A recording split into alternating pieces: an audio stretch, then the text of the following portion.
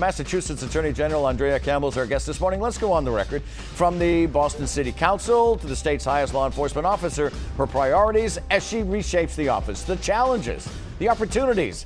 Let's go on the record.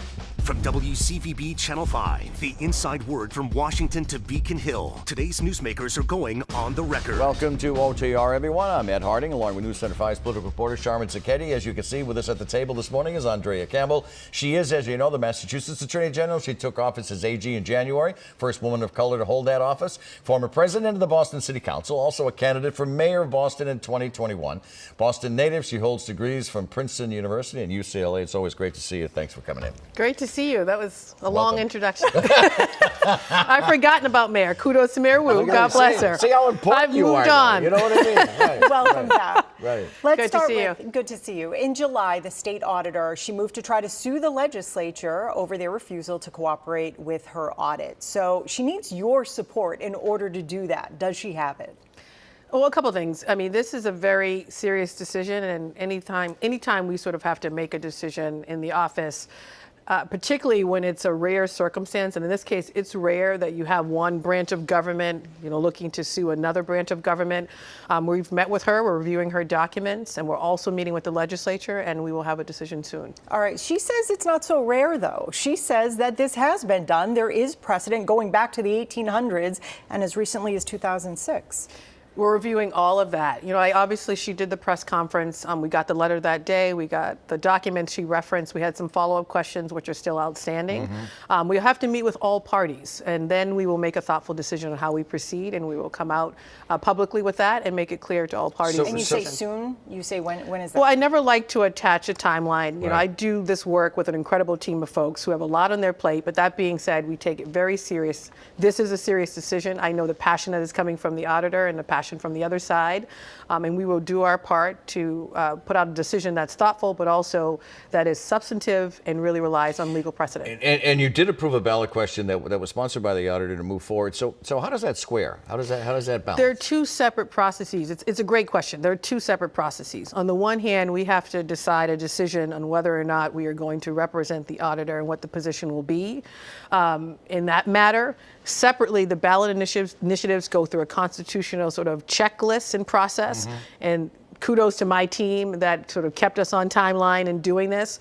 But that's a separate question. I take no position on that. We are still in the process of these ballot initiatives. Folks have to go out and get their signatures. They have to get the support of the people, the residents. Right. So there are several steps along the way. That's a separate process. Right now, it's for us, just check the box, continue the process, and make sure that that process is being followed. And at any point, we can be expected to defend that process, hence why I can't take a public position on any ballot initiative. Speaking of the ballot questions, another big one potentially headed to the ballot is the MCAS, if it gets the required signatures and whatever. So there is a push to end using the test as a requirement to graduate high school. If it passes, does it automatically become law? Instantly become law? Or like, for example, the marijuana question, could it take 5 years before it becomes law or whatever? Absolutely. So it could take time. And at the end of the day, what's frustrating is we have to go through this sort of constitutional process where we're checking various criteria to see if we can approve the petition. But during that sort of review, there is no consideration on whether or not something is constitutional. Actually, you could go through the whole process, get the signatures, voters approve it, and then later determine that it's unconstitutional. So every ballot initiative really has to go through so many different steps before it ultimately comes a law that we have to abide by and enforce. So I would say to folks, continue to follow these ballot questions. Right now, people are going to be going out to get their signatures. We're working with this, of course, the Secretary of State and supporting our local municipal officials as they have to deal with this. But it's several steps before we have to get to the final point. Just to be clear, it's not going to. The ballot questions won't be on the 23 ballot that people vote for. It'll be 24. So you've got a little over a year. Yeah. All right, so you have been a strong voice for equity in education. I've talked to you about this before. The Supreme Court's decision ending affirmative action in college admissions. It's still sort of shaking out. It's still being sorted out by a lot of universities, some including members of Congress. They have said that diversity goals should be thrown out in the business world too. How do you feel about that? What do you think? Absolutely not. I was just at the Massachusetts Roundtable talking to a whole host of businesses in Massachusetts. I am really proud that the Democratic AGs have stood up and said collectively through a letter and other public forums that the recent Supreme Court decision ending affirmative action has nothing to do with corporate and business communities and institutions pushing diversity initiatives and looking to make sure their workforces reflect the demographics of the constituents we all serve. And I think the attacks by Republicans are just that. They are attacks. They are looking to divide folks in this country. They're looking to apply legal decisions where they are not applicable, with frankly the goal of undermining some of these efforts of diversifying workforces in other institutions, which is really unfortunate because at the end of the day, what the business community understands and so many others, when you have diverse leadership and diverse folks within your workplace, it's not just good for morale and culture. It helps grow a business. It brings about greater innovation. It's better for your bottom line, better for profit. Are you seeing businesses pull back? Oh, if anything, we're seeing the opposite. Okay. We're seeing businesses, especially those in Massachusetts, lean in. We're seeing AGs across the country, Democratic ones, step up and say, continue to do what you've been doing to fulfill your diversity obligations and to do your part. And if anything, how can we make sure that we are doing this in partnership with the business community is really important. And I'm proud to be the AG of Massachusetts because our business community gets it. The next item I'd like to talk about is the migrant situation. Governor Healey made her most forceful comments yet about the migrant housing crisis this week. She said that the Biden administration has to do more. So can you, as the Attorney General, force the feds to provide more assistance? We've done a lot in this space, and I'm really proud of the leadership of not just the office, but the leadership of so many AGs across this country.